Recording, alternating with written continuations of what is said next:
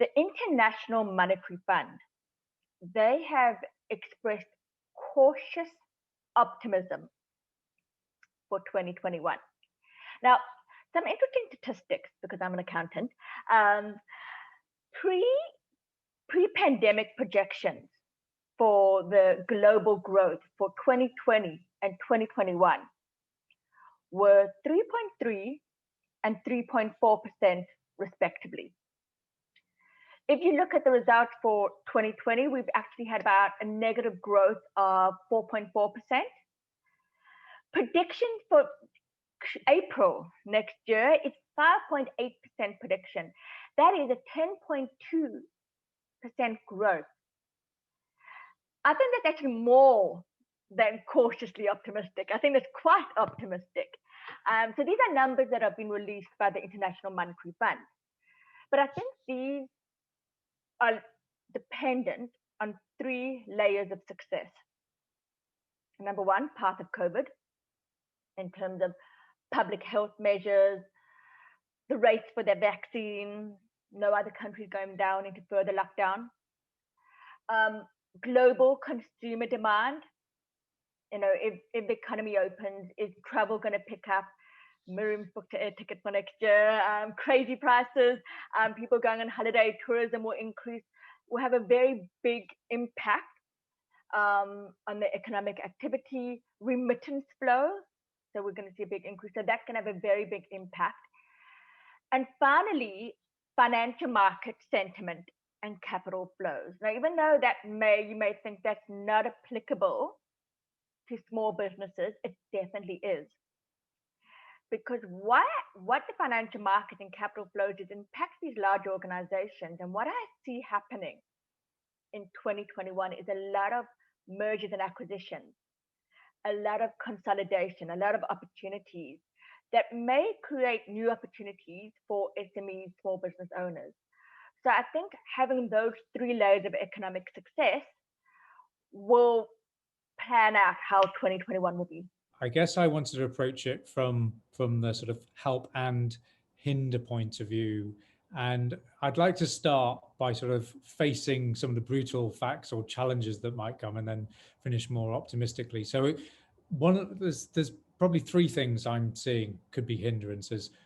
First is more uncertainty.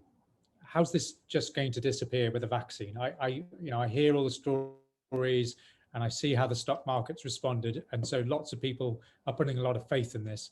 I think the reality is there's going to be new surges. There's going to be some issues with distribution. There's going to be new global events outside of the COVID that we've forgotten, terrorism being something that may yet impact 21. And also the take-up of the vaccine. I don't know if you have surveyed your group of friends and contacts, but when I talk to people, I'm surprised, because this isn't my own view, but I'm surprised how many people are wanting to be middle or back of the queue. So that's going to have an impact. It won't all be fast forward, because although there will be, I'm sure those IMF numbers are right, there will be a big swing. There's going to be some steps back as well. So it's not always going to be forward momentum, as that's always the case. And then I think if we look at demand, first in terms of consumer, on the negative side, there could be, this concern about retrenchments, about the future, and reality starts biting. On the corporate, I think, and Batya referenced it a bit, I think there's going to be, as a result of the corporate cash flow, there's going to be more M&A in 21 than we've seen for a little while, potentially. It may take till 22 before it fully comes through, but that's going to distract the large corporates. And so it depends whether you're someone who offers services that can help that happen, or whether you need them not to be distracted as to how it's going to impact you. And then in terms of the things that are going to help us, these 3 things I think are important anywhere. Be the best. Whatever happens, you're in amongst everybody else. If you do a better job than somebody else, you're going to win market share. Disruption also resets the playing field. So as a small business, generally, you're able to be more agile than a larger business. So see that as a positive and use it to your advantage. And finally, and this is probably the most important one from Miriam's point of view, is around collaboration. I joined Busy because of the value that Miriam places on businesses collaborating. And I think small business has an opportunity here. You're not going to be able to do everything. You're not going to be able to afford to do everything. It won't be your expertise. Cooperate and collaborate with each other, then you can actually beat some of the bigger players. So there we go. That's my three concerns, but also three opportunities. Because of it, we've seen a lot of people have actually started to rethink their purpose in terms of their business and their organization. I think a lot of the times prior to that, we were stuck in this way of thinking of, okay, we've just got to make money, we've got to keep going on this treadmill of kind of business. But actually, a lot of people, I think, during times of crisis or during sort of big life-changing events, be that a personal or business related one, actually started to think about that a bit more. And I think through like just seeing how COVID has played out, we've seen that people have actually, businesses and individuals have actually started to think about this and put other things as priorities as well. I think it has that ability to sort of I guess challenge your existence. And we've seen a lot of businesses who probably were just doing very standard things have gone out beyond their normal capacity and out of their way to do things like, suddenly changing their production capabilities to making masks, for example, which is obviously a business opportunity, but also something that's supposed to really help the wider society and all the sort of frontline workers. I think that's one trend we're seeing. Another thing I think we're seeing is a lot of people and businesses are actually now much more open to collaboration and cooperation, right? I think a lot of us are aware that certain markets are small and there's often a slight competition between businesses and organizations. But actually what we've seen is that a lot of businesses and organizations have kind of cast a lot of that aside. And even we've been seeing a lot more kind of inquiries and people coming to us and saying, look, we really want to collaborate. We see the work that you're doing is really kind of has a higher purpose, and we want to be able to marry the business that we have with something that benefits society or people at large, or sort of more altruistic purposes. So that's one of the kind of other things that we're seeing an uptick in with the conversations we're having and with the inquiries that we're getting as well. And I think the other thing is really people have started to understand the interdependence that they have on the global supply chains and networks that they're part of, because I think before that we were kind of almost in little bubbles because everything ran quite smoothly for the most part, and the rest of the network was probably invisible to us. But now what we've seen is that actually we are dependent on outside resources, on outside companies and teams and things like that. So those are probably three of the biggest things that we've seen coming through COVID, and obviously I think we'll go ahead into 2021 as well. I think what COVID has shown everybody around the world is the actual vulnerability that we all have, and not just on a personal level, but on a business level as well.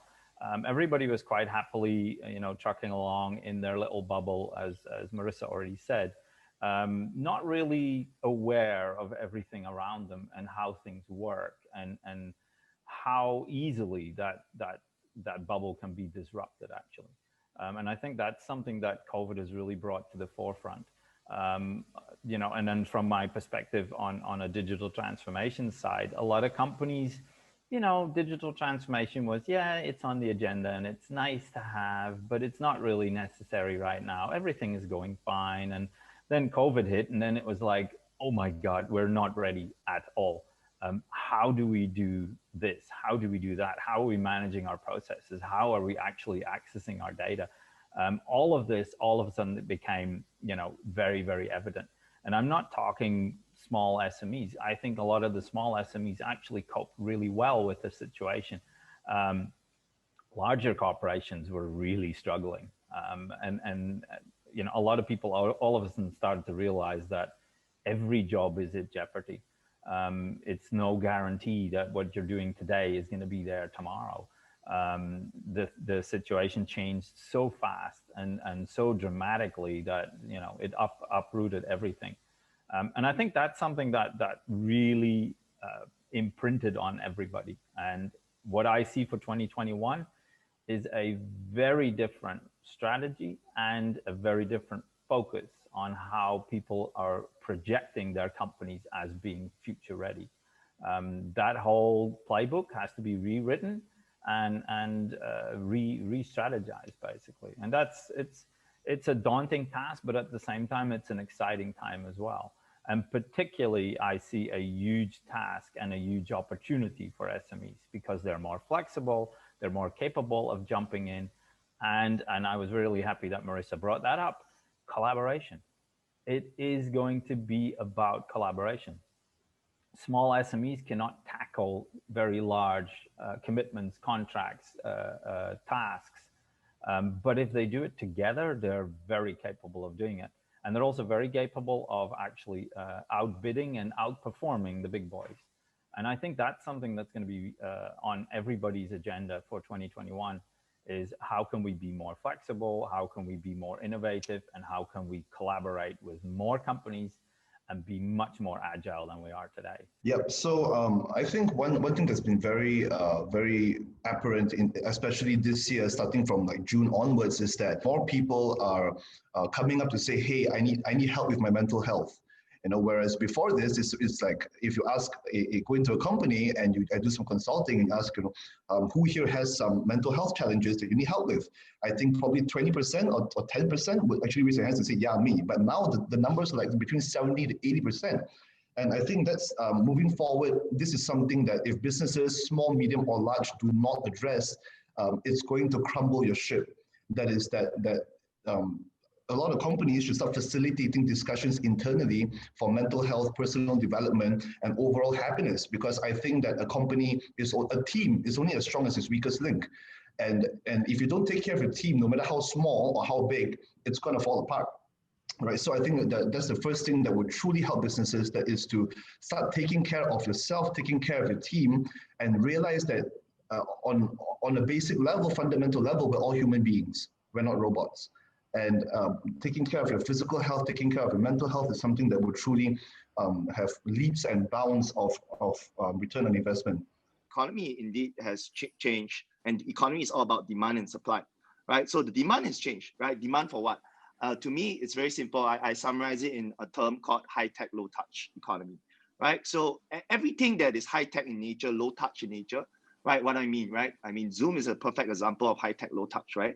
This is completely a high-tech communication technology, but then we don't have the opportunity to have physical touch in a sense because of the social distancing in place. But you see, a solution that fulfills this criteria of high-tech, low-touch is booming right now, right? I'm sure we know that. And of course, along with that, you have many other high-tech, low-touch solutions like Netflix and the likes, right? And everyone that falls into this criteria will be booming right now, right? Versus what is the old normal economy, which is essentially low-tech, high-touch, right? That being said, there is a sweet spot that I want to emphasize here. I think it's not so much about only an online play, right? I have seen a resurgence, and of course, I have a lot of F&B partners and clients that work with me as well. I have seen a resurgence, or rather a pent-up frustration that is now, there is a huge demand, and people who supply that would actually make big money, where it's experiential selling. So I think there's a lot of a clearly pent-up demand when it comes to travel, when it comes to experiences, and people that can kind of replicate the whole, I'm out of town, but yet I'm not out of town experience, right? And create that sensory experience in F&B, for example. Restaurants that serve up, really amazing sensory experience are booming right now as I speak. Of course, those who are not would face challenges. So if you ask me, I would say you would need what I call, instead of a bricks and mortar, which is commonly known, or rather, and you go all the way pure play, where now traffic is high and very, very stiff, you need what I call bricks and clicks strategy, where it's a combination of the two, where you have the scalability where you can go online, but you also provide that sensory experience that's unparalleled, and you can meet a very pent-up demand where people are dying to spend their travel money that they have saved for the year, right? And whatnot. So that's a little bit of my observation so far.